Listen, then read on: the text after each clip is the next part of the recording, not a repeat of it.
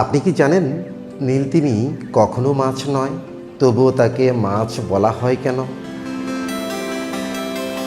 নীলতিমিকে বলা হয় পৃথিবীর সবচেয়ে বড় স্তন্যপায়ী প্রাণী। এর সম্পর্কে মানুষের কৌতূহলের শেষ নেই। বিশাল এই প্রাণীর জীবন আচরণ আজও মানুষের মধ্যে বিস্ময়ের উদ্রেক করে। এরা মাছের মতো ফুলকা দিয়ে নিঃশ্বাস নেয় না, আবার ডিমও পারে না।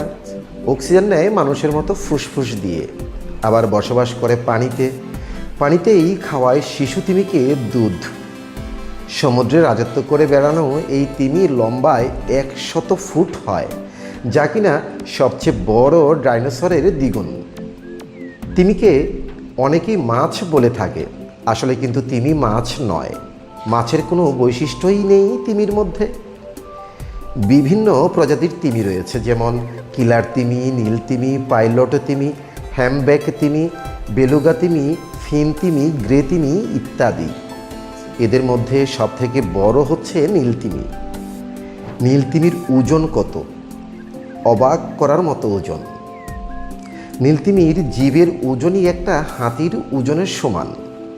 এটা এত বড় যে একটা ফুটবল টিমের সবাই দাঁড়াতে পারবে অনায়াসে। এর হৃৎপিণ্ড একটা প্রাইভেট কারের সমান।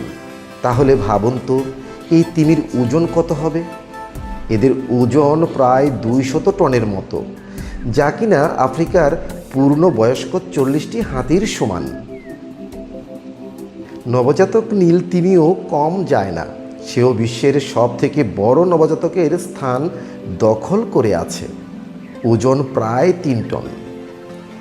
তিমির রং আসলেই কি নীল?